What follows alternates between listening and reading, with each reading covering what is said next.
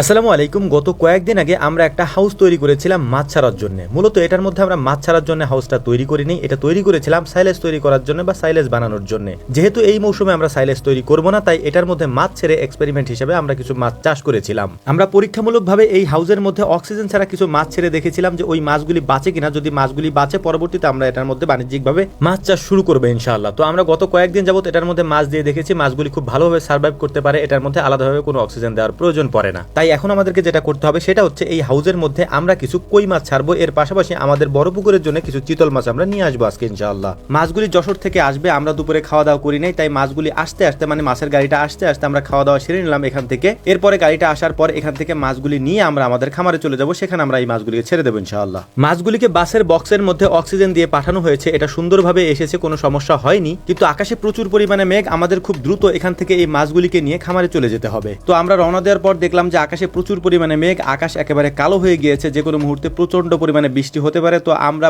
বলতেই দেখলাম যে মুষলধারে বৃষ্টি শুরু হলো এবং আমরা অপেক্ষা করতে থাকলাম বৃষ্টিটা কখন কমবে। বৃষ্টি কমার সাথে সাথে আমরা মাছগুলিকে নিয়ে আমাদের হাউজের কাছে চলে এসেছি। এখন মূলত এটার মধ্যে আমরা ছেড়ে দেবো ইনশাআল্লাহ। তার আগে আমরা হাউজের থেকে পানি নিয়ে সেই পানির মধ্যে মাছগুলিকে আগে ছাড়বো, তারপর মাছগুলি দেখবো সুস্থ আছে কিনা। যদি সুস্থ থাকে তাহলে আমরা মাছগুলিকে দ্রুত হাউজের মধ্যে ছেড়ে দেবো। এখন যে অক্সিজেন দেওয়া ব্যাগটা আমরা খুলছি, এটার মধ্যে রয়েছে মূলত চিতল মাছ। আমরা 30টার মতো চিতল মাছ অর্ডার দিয়েছিলাম এবং এই চিতল মাছগুলি আমরা আমাদের বড় পুকুরের জন্য অর্ডার দিয়েছি, এখানে আমরা ছেড়ে দেবো ইনশাআল্লাহ। আমরা মূলত বলেছিলাম 5 ইঞ্চি সাইজের চিতল মাছগুলি আমাদেরকে দেওয়ার জন্য, তাই আমরা ওই চিতল মাছগুলি মেপে দেখছিলাম যে ওই মাছগুলি 5 ইঞ্চি সাইজের আছে কিনা। তো আমরা মেপে দেখলাম যে আলহামদুলিল্লাহ চিতল মাছগুলি 5.5 ইঞ্চি সাইজের আছে, কিছু কিছু মাছ 5 ইঞ্চি আছে এবং ম্যাক্সিমাম মাছগুলি 5.5 ইঞ্চি সাইজের আছে। তো ওই মাছগুলিকে আমরা আমাদের বড় পুকুরে ছেড়ে দিয়েছি।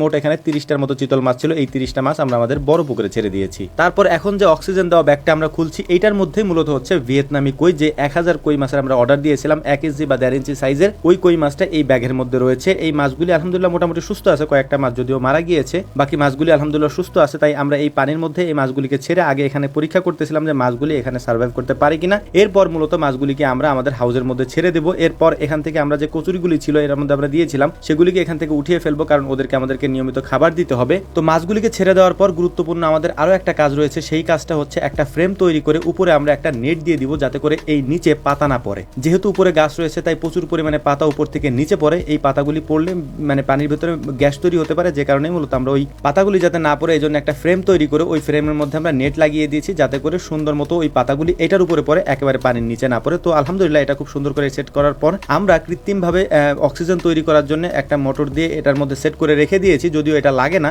যদি কখন এটা আমাদের প্রয়োজন হয় তখন আমরা এটা ব্যবহার করার চেষ্টা করবো ইনশাআল্লাহ। এটার জন্যই মূলত অগ্রিমভাবে এটা আমরা করে রেখেছি। তো আমাদের সব কাজ মোটামুটি এখন কমপ্লিট হয়ে গিয়েছে। উপরে দেওয়ার জন্য আলাদাভাবে আমরা যে নেটের ফ্রেমটা তৈরি করেছি সেটা আমরা লাগিয়ে দিলাম। এরপরে যে কৃত্রিম পদ্ধতিতে যে অক্সিজেনের ব্যবস্থা করা হয় সেটাও আমরা পরীক্ষা করে নিচ্ছিলাম, যদি কখন এটা আমাদের লাগে তখন আমরা এটা ব্যবহার করবো। তো আমাদের জন্য দোয়া করবেন, আল্লাহ তাআলা যেন আমাদের এই কাজে বারাকা দান করেন। আসসালামু আলাইকুম ওয়া রাহমাতুল্লাহ।